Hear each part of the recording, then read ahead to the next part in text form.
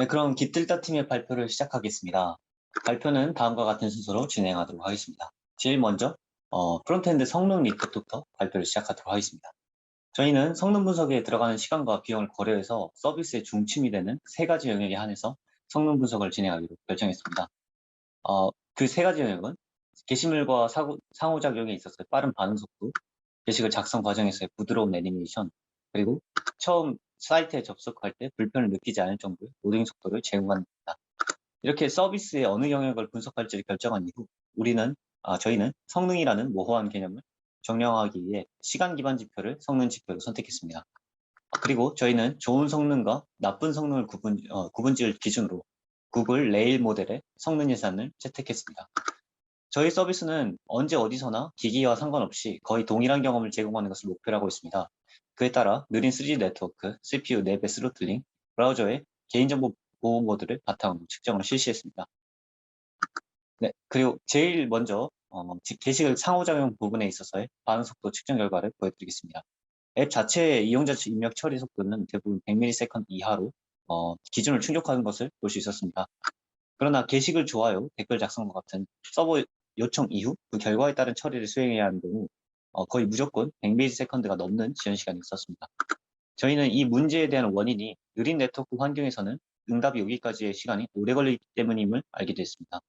네트워크 지연 시간 자체가 이게 문제가 되는 거기 때문에 저희는 이 문제를 해결하기 위해 별도의 시각적인 피드백을 매 요청마다 이용자에게 제공해야 한다고 결론 지었습니다. 다음 측정한 영역은 게시글 작성 과정에서의 슬라이드 애니메이션의 초당 프레임이었습니다. 애니메이션은 대체로 한 프레임당 11에서 18ms 정도가 걸리는 것으로 보아 전반적으로 준수한 성능을 보이고 있습니다. 그러나 게시글 작성 다음 단계로 넘어갈 때 버튼에 걸린 호버 애니메이션이 발동된 직후 슬라이드 애니메이션이 동작하기 때문에 애니메이션이 전환되는 그 과정에서 프레임이 저하되는 것을 관측할 수가 있었습니다. 또한 저희 슬라이드 애니메이션은 특정 상태값 변경에 의존해서 발동되고 있습니다.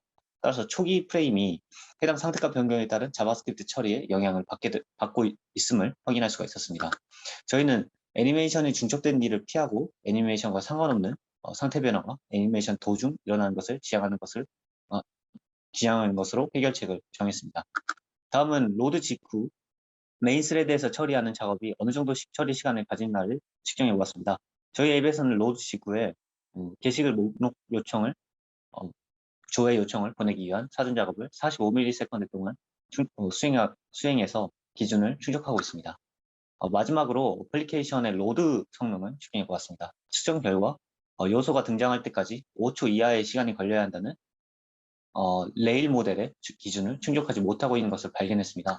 그 원인으로는 앱의 대부분의 자원을 초기에 모두 다운로드 받고 있음을 꼽을 수가 있겠습니다. 또한 번들 사이즈도 큰 편이라서 3G 네트워크 환경에서는 다운로드 시간이 오래 걸림을 관측할 수가 있었습니다. 저희는 이 문제를 해결하기 위한 방안을 인스타그램 웹앱을 분석해 보면서 얻어낼 수 있었습니다. 인스타그램의 FCP는 초기 렌더링을 가장 처음에 가져오는 HTML만을 통해 수행하기 때문에 느린 3G 네트워크 환경에서도 2.5초밖에 되지 않았습니다. 또한 인스타그램은 번들 파일을 여러 개를 쪼개서 특정 시점마다 필요한 자원만을 선택적으로 로드합니다. 저희도 이와 같은 동적 로딩 전략을 적용하는 것을 주 목표로 세웠습니다. 이제 저희 팀의 프론트엔드 테스트 자동화 방법에 대해 설명드리겠습니다.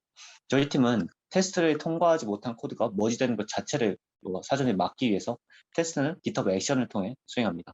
개발자가 PR을 올렸을 때 테스트가 성공하다면 메시지와 함께 머지가 가능하지만 테스트가 실패한다면 PR 내용에 대한 수정이 요청되고 머지를 수행할 수 없게 막히게 됩니다. 테스트가 통과된다면 젠킨스가 머지를 감지한 후 기존의 방식대로 배포를 자동으로 수행하게 됩니다.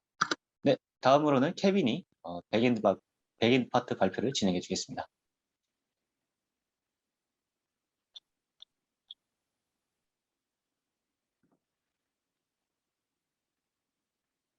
네, 혹시 잘 보이시나요? 네, 잘 보입니다. 네. 네, 이어서 발표를 진행하게 될 백엔드 케빈이라고 합니다. 먼저 이슈 및 완료 목록에 대해서 설명드리겠습니다.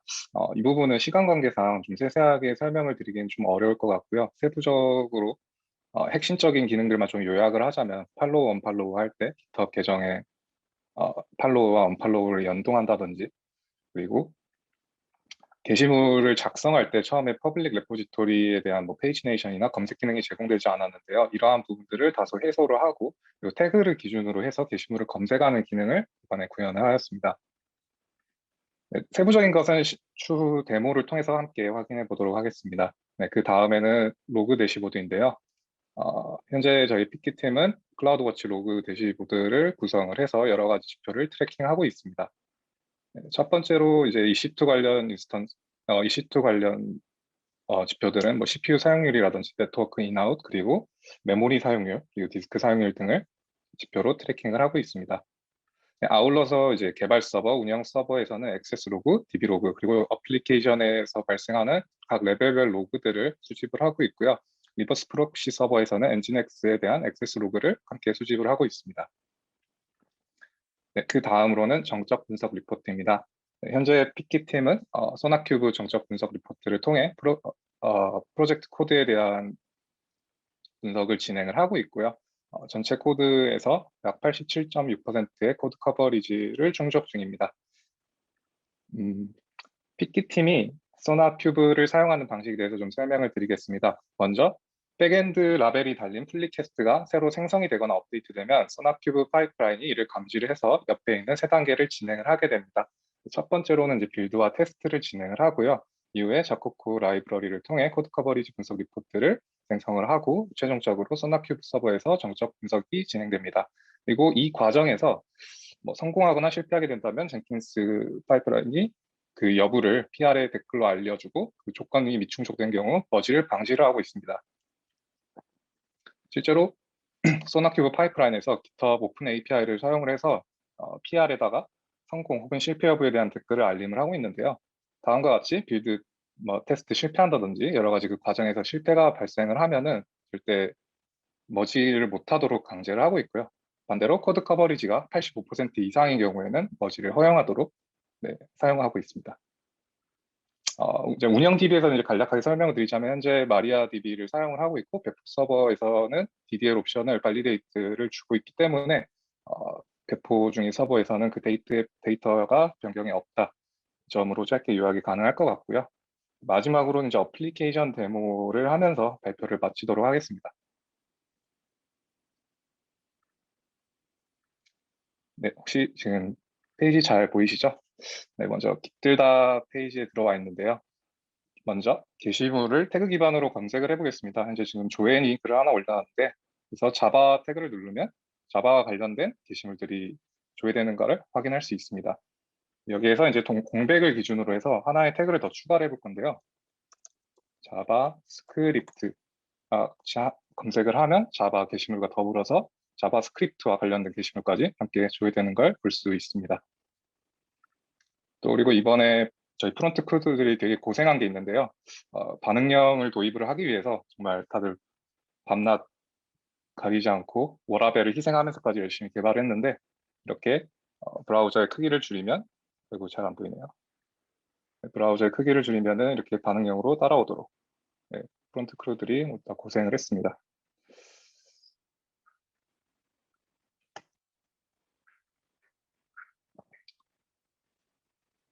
그리고 이제 많은 요청들이 있었던 것 중에 하나가 잠시만요. 많은 요청들이 있었던 것 중에 하나가 팔로우하고 언팔로우를 하는 경우 GitHub와 연동이 되도록 하기를 좀 요청을 많이 해주셨는데요. 실제로 이제 단위를 아마 팔로우를 취소를 할 때 같이 연동에 대한 메시지가 등장을 하게 되는데요. 이렇게 팔로우를 함께 취소를 하면은 저희 GitHub 계정에 있는 팔로잉이 한 명 줄어들고요. 반대로 또 팔로우를 하게 될 경우 GitHub에 있는 제 계정의 팔로잉이 30명에서 31명으로 증가를 합니다. 네, 또한 이제 이렇게 팔로잉 목록을 조회한다든지 팔로워 목록을 함께 조회를 하실 수가 있고요. 그 외에서도 이전에는 게시물을 작성을 할 때 레포지토리 목록이 제대로 잘 나오지가 않았었는데 이렇게 페이지네이션을 적용을 좀 했고요. 또 자기가 레포지토리가 많다 하시는 분들은 이렇게 어떤 레포지토리인지를 검색을 통해서 게시물을 작성을 할 수 있도록 구성을 하였습니다. 건프가 또 이제 글을 하나 올리셨는데요. 그래서 댓글을 한번 달아보겠습니다. 그리고 이전에는 댓글에 대해서는 조회 기능만 추가했는데 이번에는 내 게시물에 달린 타인의 댓글 그리고 내가 작성한 댓글에 대해서 삭제하는 기능을 최종적으로 구현하겠습니다. 실제로 제 글에 있는 마크의 댓글을 이렇게 삭제를 해보겠습니다. 네, 이상으로 삐끼팀 발표를 마치도록 하겠습니다. 감사합니다.